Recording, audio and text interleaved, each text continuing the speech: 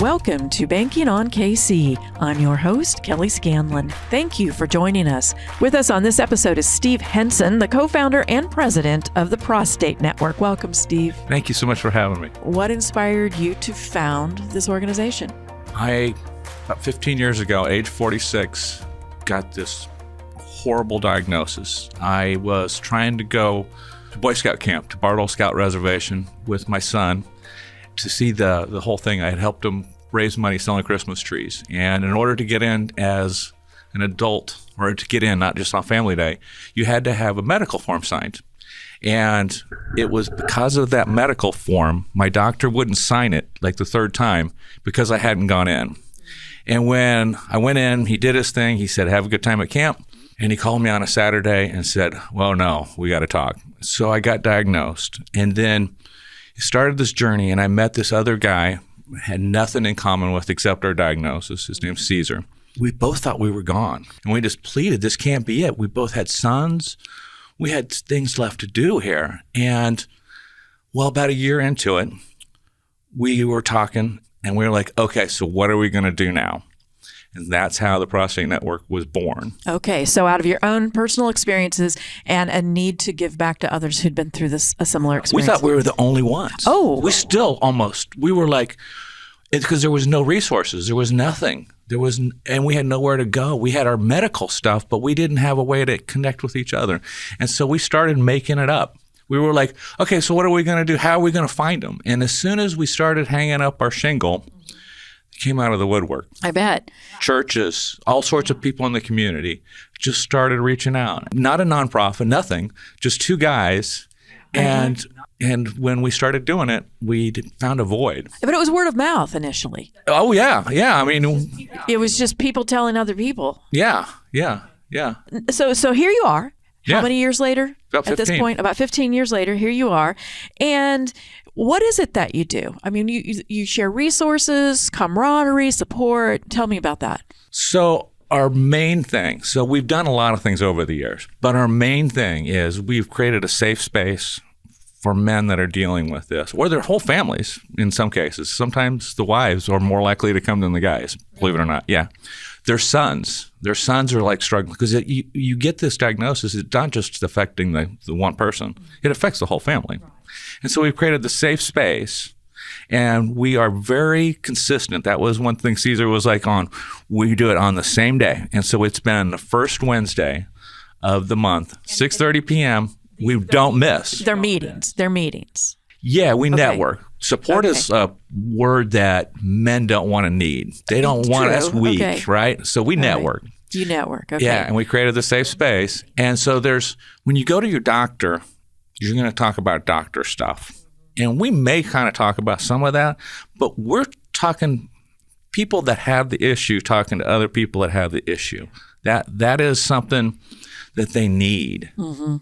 Yeah, they need to know that they're not alone. Right. And that there's other people going through the same thing. And what did you do? How did you cope with that kind of thing? Right. I found Caesar and he found me. Yeah. And so we were like, okay, what can we do so we basically have created an environment where others that want to do that can come do that. And so some of them come once or twice and get what they need and move on. Others stick around for years.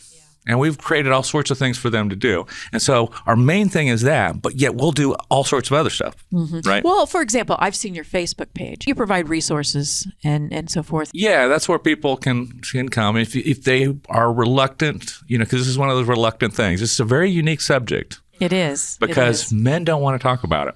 Well, and that's one of the things I was going to ask you about. It can be a very difficult topic. So what are some of the challenges that you have faced as you encourage these participants on Wednesday evenings about how to open up and have these discussions and create that comfortable, safe culture that you just described?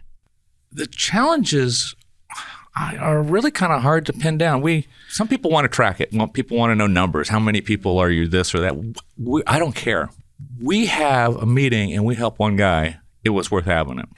So yeah, is it a challenge to get men to want to do this? Oh my goodness, yes. But we're on a podcast, and that was something we discovered as well.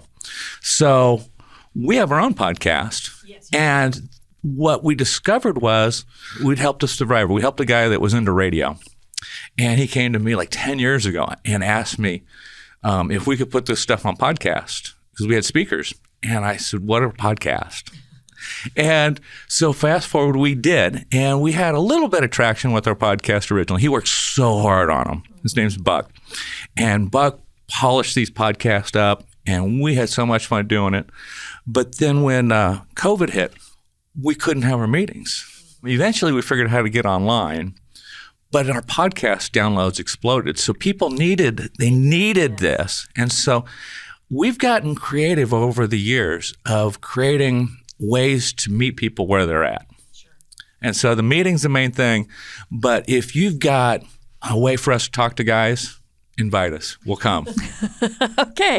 And it's interesting to hear you say, and maybe 15 years ago it was much different, but statistics anyway show that about 1 in 8 men will eventually have or be diagnosed with prostate cancer during their lifetimes. It's interesting that you are all dealing with it, not working, but dealing with this in isolation.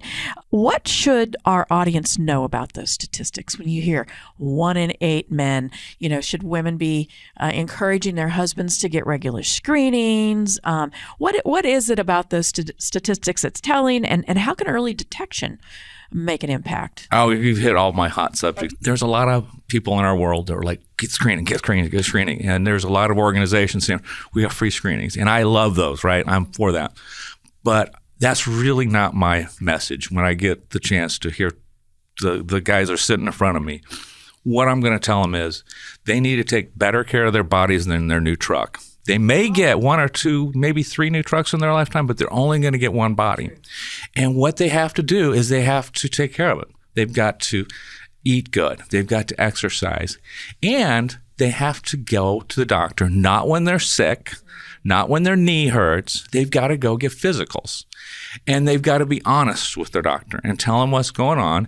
And they have to listen. When their doctor says, hey, you're doing too much of this, or you're not doing enough of that, they have to listen to them, and they have to take good care of their bodies.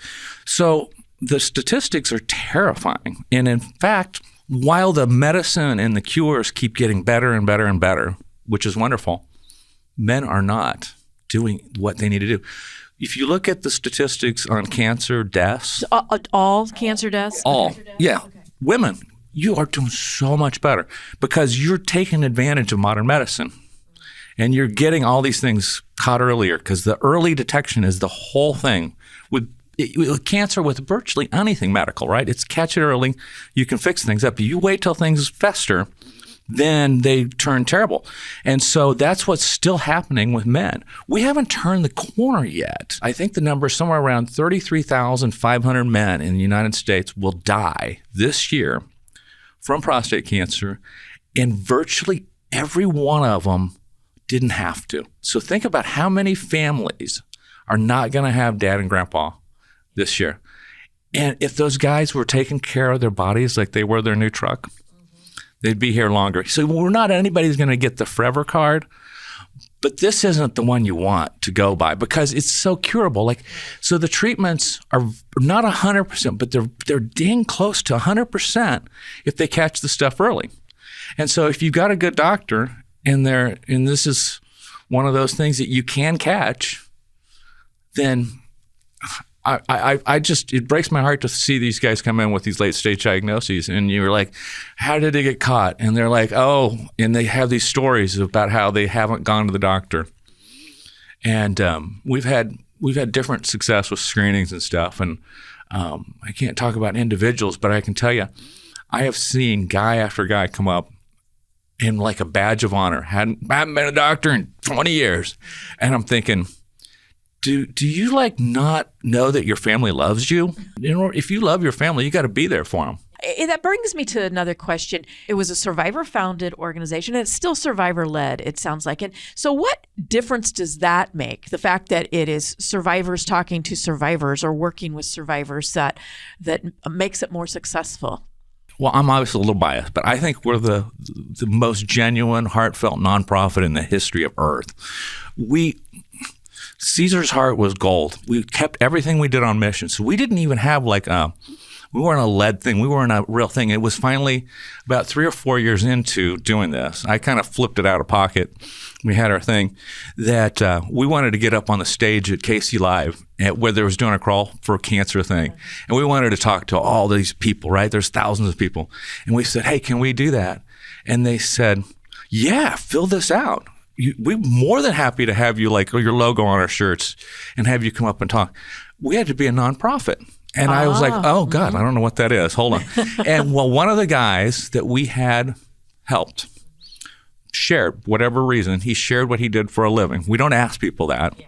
But his name's Charlie Vai. Oh, yeah. He was a longtime Country Club Bank associate executive. Exactly. He came and he shared He's still on your board, right? He is. Yeah. And we love Charlie. So Charlie helped us get this nonprofit started. And we, to this date, have been 100% volunteer. Every penny that we've ever raised, we just pour back into the community here. And because we've done it and kept it so heartfelt, everybody's on board. Everybody we talk to, like, how can we help? And so that's what we're going to keep it going. It was probably the hardest thing I ever had to deal with was losing my buddy Caesar. It was about 4 years ago now. So it was still end of COVID, and it was cancer, so it wasn't immediate, thing. And he was so proud of everything we had done. And he made me promise, because you're the young, healthy, you got this. You got to keep it going. And so I promised. And so I'm going to keep my word. I think I've got another couple decades. I'm going to the gym every day. I'm eating healthy. And this is what I plan to do with the rest of my life, is to keep this on mission. Aside from the Wednesday evening meetings that you talked about and your podcast, what are some of the other programs that you have that allow you to engage with survivors who have been diagnosed with prostate cancer? So we get invited, and we'll go to anywhere. And I'll give you a few examples so people have some ideas on ways that we have been able to engage with the community to increase our impact. For example, an insurance company CEO reached out and had me hijack his staff meeting with all hands, like everybody at the insurance company. So I shared my messages. And that is one way. We've had a No Shave November, somebody with a bar. A bunch of their friends had some hair salons, and they came up with a No Shave November, and we had a blast doing that. Somebody that was doing health for a construction company, a large project. I can't say who it was, but they do a bend and stretch at like 6 a.m. once a week. We hijacked the bend and stretch and talk to these guys. And we've had game at the Royals. So it is a hard thing for some guys to do, is to come to one of these meetings. So we try to meet them where they're at. So I think it'll be our 7th year we've done it. We don't do it every year, but we've been able to partner with the Royals and with KU to do the health day, the prostate day out at the K. And so we're going to do that again this year. It'll be June 11th. We're going to take and beat the Yankees and beat prostate cancer. We've got these little business cards, and people can request a kit, if you will. And if so, they want to put information on this in their desk, where they've got people coming through, we can supply that to them.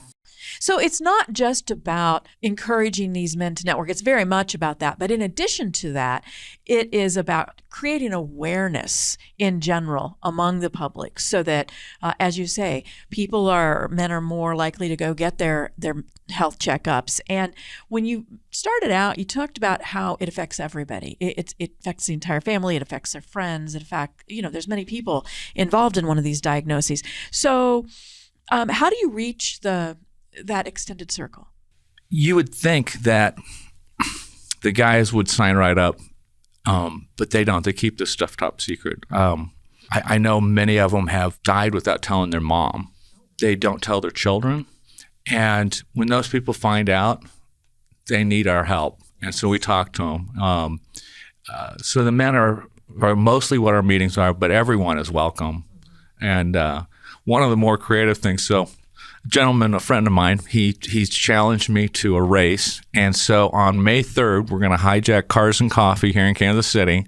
And we're going to have a 50-yard dash, and we're going to have prizes. And it's the race to encourage men to get fit and get physicals. So we're creating spectacles whenever we can think of it. So that's one of my buddy's ideas. Okay. And is this going to be the two of you, or is the general public invited to run too for this? Well, no, it's just the two of us. And you got to pick the winner and you got to pick the time. Okay. So to get the prizes. Okay. So there is public involvement. Okay. Yeah, because there's already, I've been wanting to hijack a car show for a long time. It's hilarious. So we got to go where they're at. That's the thing. Like the Royals game, right? We go where they're at, right? Because you go to the race, you go to the car shows, you go to don't ever think that you're going to have an event about men's health. Everybody falls into this trap. Oh, we're going to have an event about men's health, so nobody's going to show up. Right. So we got to hijack other events. That is a great insight. There is a lot of information that's out there about cancer in general. I'm sure in particular about prostate cancer. But in the age of the internet, most people will tell you there's a lot of misinformation too. So there's more misinformation than good information. I'm sure that's true. So how do you ensure that the men and their families are getting the accurate information? Vet it on our end. But we're not trying to be doctors, right? So we share information because there's a lot of interest in things. So we're very careful about anything on our website. But we tell people the leading place for great information is the Prostate Cancer Research Institute. That is, if you want to get really good information, they really break it down. And I think that's the best way is to just stick with a place, and that's the one we recommend. What is the latest information coming out about prostate cancer? You said that especially when it's caught early, that the news is getting better and better as far as survivorship rates. What else can you tell us about that? I'm glad you asked that. So there's this thing called a biopsy, and basically the blood test identifies that maybe something's going on, but then they got to say, is it really something or is it not, right? Is it cancer or is it not? So they have to get a biopsy.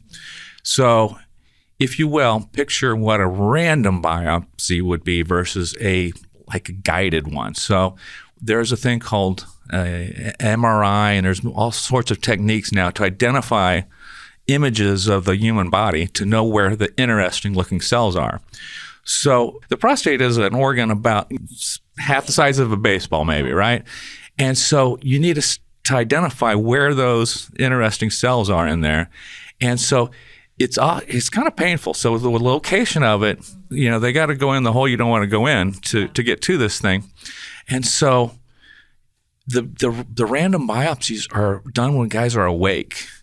And I think of it as cruel and unnecessary because they can have anesthesia and they can do these guided biopsies. So if I can catch someone who has a PSA that spooked them, and they because when you first get any kind of diagnosis, that's usually when we hear from people. I'm like, if I hear from them before they've gone through the biopsy, I'm like, get the good biopsy. Yes. And then in addition to having a good biopsy, you need to also have genetic testing. There are great advances in the ability to identify which guys are going to have aggressive forms of treatment versus non-aggressive forms, right? So if it's caught early and it's not super aggressive, they can solve this with relatively minimal side effects. But as you would get diagnosed late or diagnosed late with really aggressive prostate cancer, that's when they have to do really tough treatments. So given everything that you do and really what's at stake here, what does success look like for the Prostate Network? As the founder, personally, how do you measure the impact of your work? Because you've been at this now for 15 years. I'm a data guy. I was an IT guy, and I love data. But this one is not a data-driven success. It is so personal. Like these people that come to us, we're friends now. It's them getting the best outcomes. That's what I measure it. What I want to see, I would love for me to be put out of business. I'm the opposite of every other business person out here. I want to be put out of business, but I don't think that's ever going to happen because they are still going to get prostate cancer. But what would make it perfect for me as far as success is they would be catching everybody early. Yeah. But it's not up to the doctors. Right. It's up to changing culture. It's up to changing people's behavior. And I feel like we've already done that to a strong degree here in Kansas City. I feel like I've seen that over the years. So when I think about when we started and there was nothing, to what we've got today, where we've got partners all over the place. I gave you examples, right? Bring me more partners, bring me more, and let's keep changing this. We've got support in our community like you can't believe. From the University of Kansas, they have been amazing, absolutely amazing. And I'm an IT guy, and I had an idea that I had been toying with for years. I wanted an app. I wanted to meet people where they're at, right? Sure. And apps are future, right? Exactly. And I couldn't figure out how to do it. I didn't have the skills, even though I had decades of IT work. I couldn't figure it out. I had somebody even try to help me. Couldn't figure it out. So I asked for help, and it's almost done. All right. So we've got an app. What are you going to be able to do with this app? We're going to try to give the incentive to diet and exercise to the guys that get diagnosed, and then show them how. The messages that I've been talking about on here, do it as delicately and completely as possible with this information, and then be able to refine it over time. So we're going to have these interventions. So when you come to our meetings, you're going to hear about stacking the deck in your favor. Stacking the deck in your favor means, everybody can improve a little bit, right? So we're going to try to do that on scale. So even somebody that wouldn't come to our meeting, you can get the app, right? And so we're going to try to do that. And then what's going to be super unique about it, it's specific. It's very specific about our thing. We're going to try to bring our meeting and these people that use the app together, like once or twice a year, and then refine, get feedback from them. And study, hey, what worked, what didn't, what did you like? Add more of the good stuff, take more of the junk out of there. And over the years, continue to build our ability to impact people positively. And so if someone wants to help us, if the business leaders are out there, you want to help us, and you can think of distribution points for us. And if you have a way you could reach men, you've got that construction site, you got your thing, reach out on our website, stick your email in there, put a note in there, and say, hey, I'd like to help with this. All ideas are welcome, including helping us to roll that app out. Because, putting information about this in medical places is kind of the common thing. But I want to think outside the box. When they're going to get their medical stuff, there's already enough of that. I want to catch these guys, and I want their wives' help. Yes. And I want their children's help. Yes. Are there any other ways that people who are interested in supporting this organization can do that?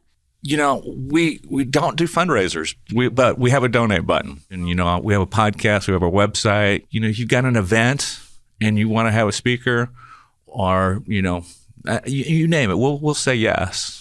Well, thank you for saying yes to this mission and spreading this important message and creating that safe environment that you've described on Wednesday nights and through your podcast.